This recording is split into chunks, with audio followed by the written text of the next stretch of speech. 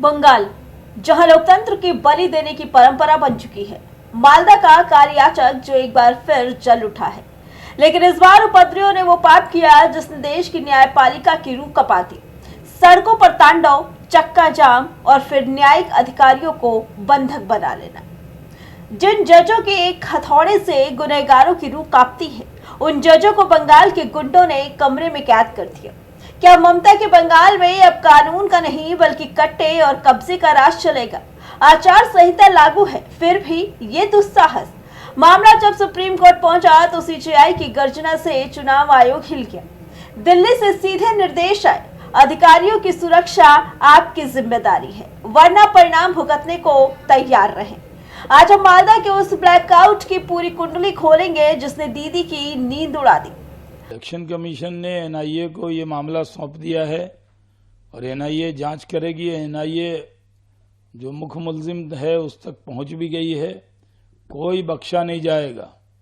ममता बनर्जी और टीएमसी जिस तरह का माहौल बंगाल में खड़ा करना चाहते हैं वो उसमें कामयाब नहीं होंगे। एक को चुन चुन कर पकड़ा जाएगा और जिसने ऐसा माहौल बनाया है उसको ठीक किया जाएगा।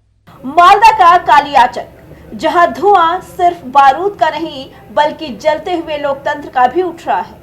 उपद्रवियों ने पूरी व्यवस्था को बंधक बना लिया। न पुलिस का खौफ, न संविधान का डर। सड़कों पर घंटों तक चक्का जाम रहा। लेकिन सबसे बड़ी खबर तो वो थी जिसने सुप्रीम कोर्ट की चौखट तक हड़कंप मचा दिया। चुनावी सुधार के काम में लगे न्यायिक अधिकारियों को उपद्रवियों ने बंधक बना लिया। ये वो अधिकारी थे जिन्हें कोर्ट ने इसलिए भेजा था क्योंकि बंगाल के प्रशासन पर से न्यायपालिका का भरोसा उठ चुका था। लेकिन देखिए, यहाँ तो जजों को ही निशाना बना लिया गया। जब मामला दिल्ली पहुंचा तो सीजेआई ने चुनाव आयोग को वो फटकार लगाई जिसकी गूंज कोलकाता तक सुनाई थी। साफ कह दिया गया, ये सुरक्षा में चूक नहीं, व्यवस्था की हत्या है। अब तक 35 से ज्यादा गिरफ्तारियां हो चुकी हैं। मास्टरमाइंड बताया जा रहा है एआईएमआईएम नेता इस्लाम को। नया इन्वेस्टिगेशन चल रही है हमारे election commission, chief election commissioner के निर्देश से। उससे पहले सीआईडी का एक गिरफ्तार करना, इसमें थोड़ा डाउट लग रहा है मुझे। गिरफ्तारी के लिए हुआ है कि बचाने के लिए हुआ है, इसका इन्वेस्टिगेशन के बाद में पता चलेगा। जनाब, क्या लगता है कौन है इसके पीछे? आप बहुत सारे तस्वीर भी दिखाई। कोई हो ना हो, तृणमूल कांग्रेस तो है। तृणमूल कांग्रेस के साथ, तृणमूल कांग्रेस के नेताओं के साथ, ममता बनर्जी के साथ इस मोफेक्का रूल का सारा फोटो हमने आपको दिखाया। वो दिखाता है कि किस तरीके से आदमी टीएमसी के साथ जुड़ा हुआ है या जुड़ा हुआ था। पुराना संबंध फिर से जगाकर, भाजपा के सिर इल्जाम डालकर, ममता बनर्जी का प्लानिंग ये है कि इसमें इस तरीके से मुस्लिम वोट को कंसोलिडेट किया जाए।